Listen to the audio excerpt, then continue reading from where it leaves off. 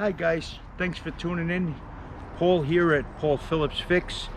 Wendy and I just got about a little over a month ago, a new puppy. She's a Jack Weiler, a Jack Russell Rottweiler mix. She was in the kennel for 18 weeks with no socialization or training, so we've had our hands full with her. For those of you who haven't seen the other video on working with puppies, I want to tell you a little bit about myself. I had about 5.5 to almost 6 years of experience raising guide dog puppies. We would get them when they were about 8 weeks old, and we would have the dog until they were 18 to 24 months of age. These dogs would be with us 24/7, to the shower, to the bathroom, all the time. They would go to jobs with guys, classroom settings, everything. So we had to do a lot of the work that these dogs needed to become good citizens, you could say.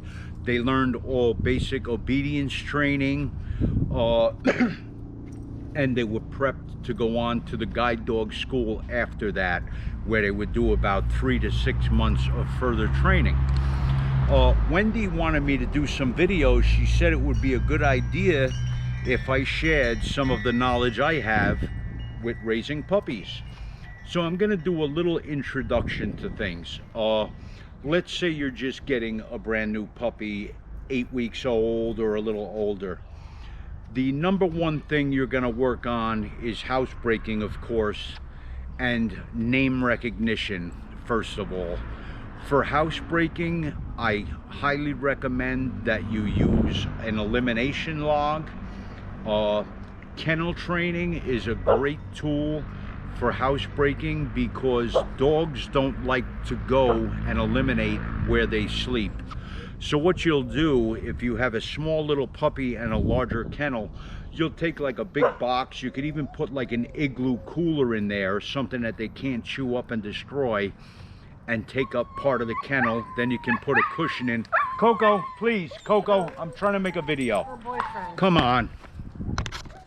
I'm sorry guys, my neighbor Larry came by, and my older dog Coco absolutely adores him. I was talking about the kennels. So you want to make the kennel smaller, just put a little cushion there, and they won't eliminate in their own place where they sleep. It's instinctual. With a young puppy, if you're starting with 8 weeks old, it's a lot of work, but it'll pay off and they learn quick. You will do the elimination log. You start taking them out every like 10 minutes because their bladder is smaller than the size of a pea. So you bring them out to one spot, put them down, tell them get busy, or whatever command you want, and just move them around in a circle or like a figure 8 formation.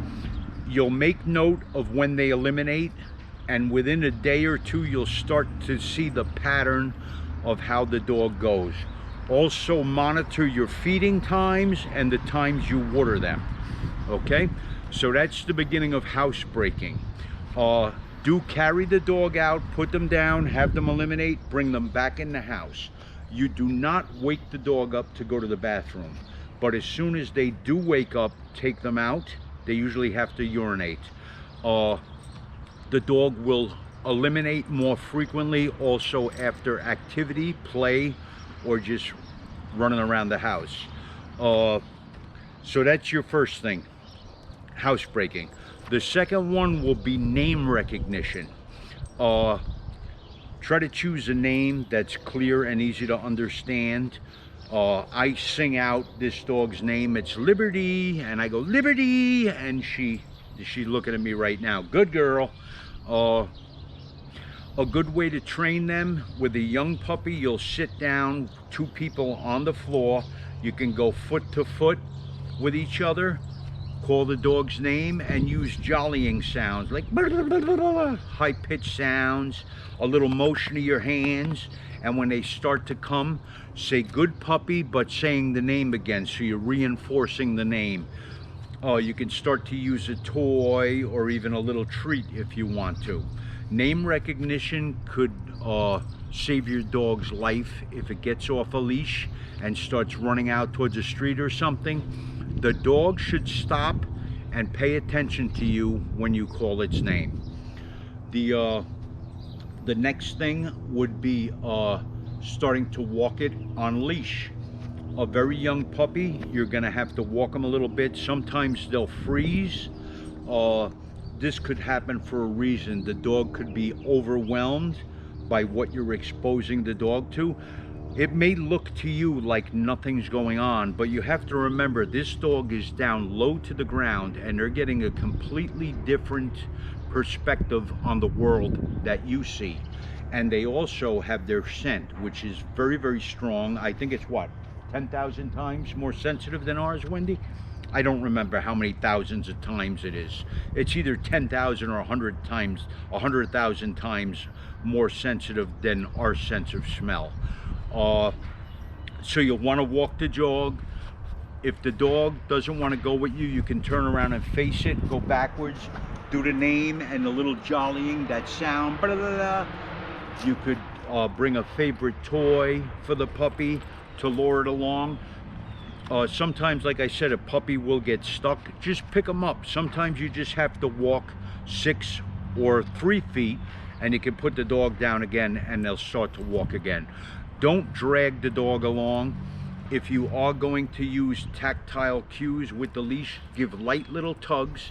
When you do these tugs, you don't want to be moving the whole dog's body. If you're doing that, you're not bouncing back and releasing the tug quick enough. So that's the start of a puppy. You can also start teaching the dog to sit. When you do sit, I do puppy's name. It's always name, command, and praise. So it would be puppy, sit, 2 little jingles of the leash in an upward direction, gives the dog a tactile cue.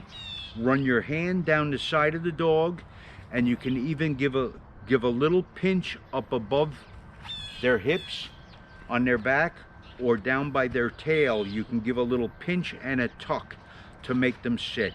You never want to push down on the dog's back because that's very bad for their hips and knees. Those are the beginning things. Name recognition, housebreaking, walking on a loose leash. I can't speak English anymore. Wendy thought I might have had a stroke. And what the hell was the other one? Sit. All right. I will be posting another video with more commands that you can work on with your puppy, and I hope this is useful information to you guys. I'm gonna make a little series of this, and what I'll start doing is actual demonstrations with a dog, and you can see Wendy learning how to work with our dog. So that's it. I would greatly appreciate it if you guys give a like and subscribe. It shows YouTube somebody's watching, and it doesn't cost anything to subscribe to the channel. I greatly appreciate your support, and you take care of yourselves out there, guys. Stay safe, and I'll be back with more videos soon. Take good care of your puppies, guys. They'll take good care of you. Bye-bye. I forgot one other thing. When your dog is in the kennel, you have to be very attentive to what the dog is doing. Usually a dog will give some kind of a cue, whether it be a little whine or a paw on the door when they want to eliminate. You're going to have to watch these things. After you start establishing your housebreaking patterns, when the dog gets a little older, like a month old, or you know, after you have it from 8 weeks, a month after that, you'll have your established pattern. You can start to slowly extend your times of taking the dog out and start to look for cues. A cue that a dog is going to eliminate is sniffing and definitely going in a circle. If they start to go in a circle, they're getting ready to go. You can clap your hands, call their name, make a loud noise, distract them and stop them and pick them up. 90% of the time, a dog is not going to eliminate while you have them in your arms. I wouldn't push that for too long of a period of time just to get out of the door. When you do take your dog to get busy, bring them back inside, take them off leash again. Then you can leash them up and go out for a walk. Make the elimination event a separate thing from playtime and a walk, okay? You'll greatly appreciate it when you do this, because your dog will go where and when you want them to on a walk. So you're going to start with that one elimination place and then expand it. You can go to a second one, then a third one. You can pick wherever you want it to be on your walk. It's also a good idea to try to get the dog to go on pavement. That way they're not just limited to eliminating on grass. Every dog will go on grass, but not every dog will go on pavement. That can come in real handy if you're on a car trip somewhere and you want to stop at a rest area and you just want to let your dog out real quick to go to the bathroom.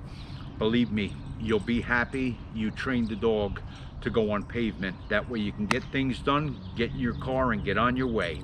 So I always forget things, guys. Sorry, you got to get used to that with my channel. I'm a little shot. After 50, your brain goes to mush. That's it.